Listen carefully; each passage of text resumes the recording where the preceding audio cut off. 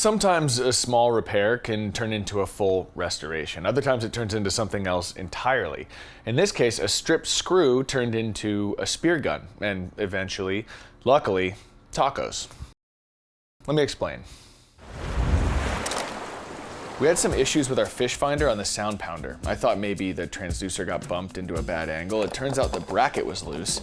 One of the screws was stripped, and in the 90s apparently, somebody just shot some silicone into the hole instead of fixing it.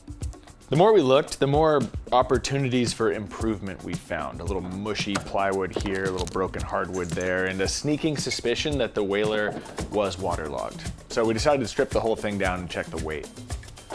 When we were pulling off all the bright work, we noticed most of the boards were cracked or warped, and they weren't really good for using as benches anymore, but I did need some long planks of hardwood for another project. Sounds like you're fixing to build a spear gun.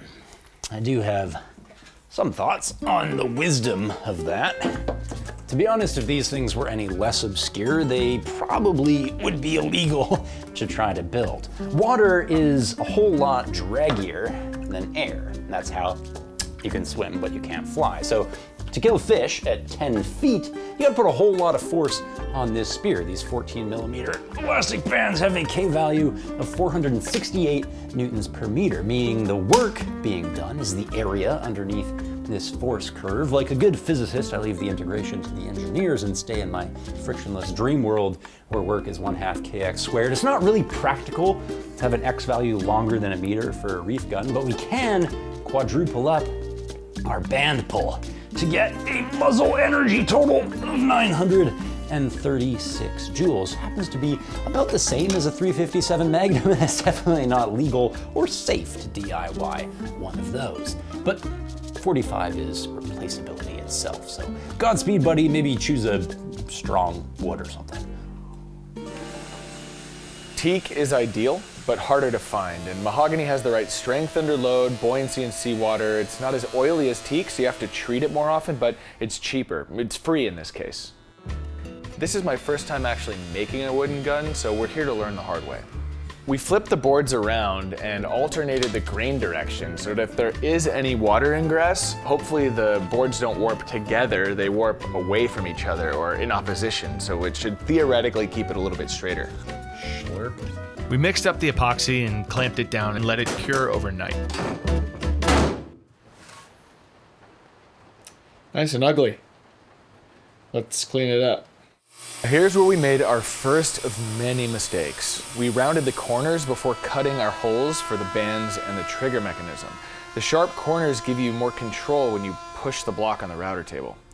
For our next screw up, we removed a bunch of material from the bottom of the gun. We did this to reduce buoyancy toward neutral, but in reality we just thought it looked cool. And we would pay the price for that later on, but right then, at that moment, what we did was establish a top and a bottom of the gun stock, and that would cost us dearly almost immediately. Cutting the pocket for the trigger mechanism, at least for me, was the most intimidating part of making a wooden spear gun.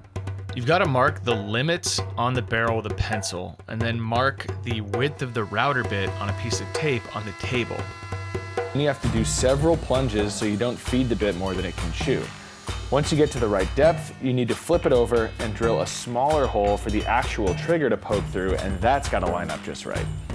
We took our sweet ass time, measured twice, cut thrice, and wound up with a pretty decent looking pocket for the trigger mechanism on the wrong side of the gun. Luckily, this trigger mech uses pins instead of screws, so it holds itself from the sides, and the plate on the handle would hide our screw up from the untrained eye, so moving onward.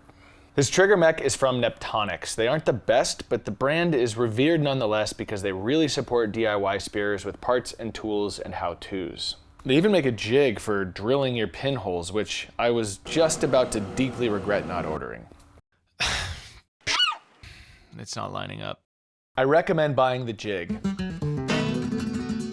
And while you're shopping for parts for your next Brightwork Bass Blaster, maybe pick up another jug of 105 epoxy resin from West Systems. Whether it's a gunnel or a gun, it goes between the wood and the water, and never the twain shall meet. Spending a little extra cash on the calibrated pumps was pretty much the only thing I did right with this whole project. It makes it super easy to get the perfect mix, and it does remove the potential for hubris when it comes to sensing the right ratio based on your experience as a seasoned adhesive specialist. After this project and gluing half the kumquat back together, I have grown to really love West Systems. Plus, I am a sucker for a good flowchart, and theirs is beautiful.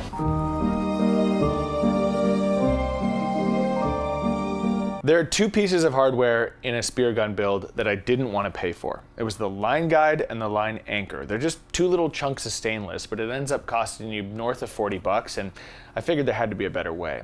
I could have used an eye bolt and a screw, but this mahogany doesn't deserve that, so I thought I'd make it something a little more special. After we finished making this thing, we learned that defacing, destroying, I prefer the term utilizing, Canadian currency in any way is in fact a crime.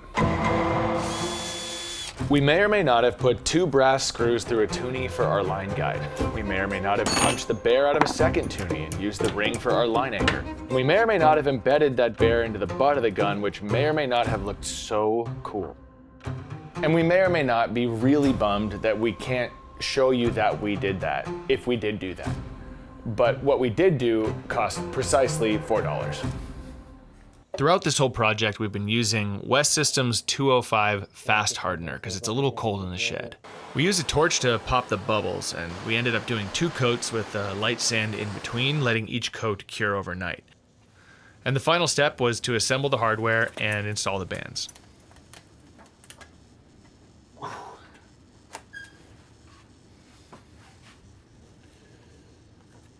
It's pretty terrifying. Having made it myself, pretty terrifying. Should we shoot the garden? Yeah.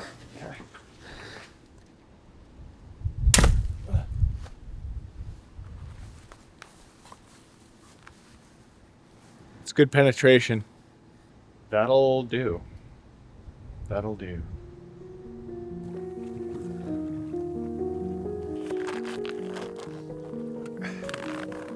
Now, we try to ethically hunt in accordance to the age-old adage, leave the first one you see so there's always one left. However, at this spot, we know there's more than one, which is why we were okay with, on our first drop, taking this shot.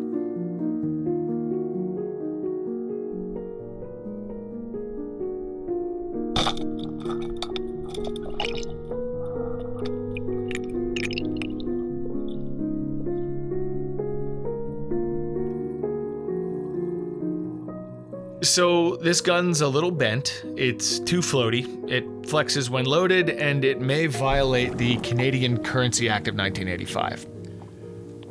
It's heavy.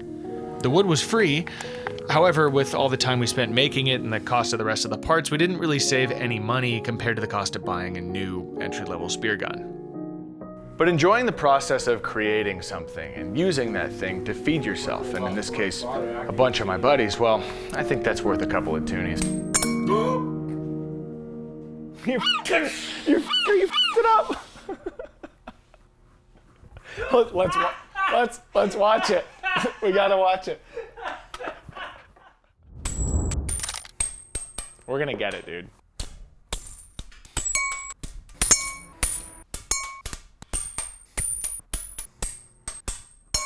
Oh.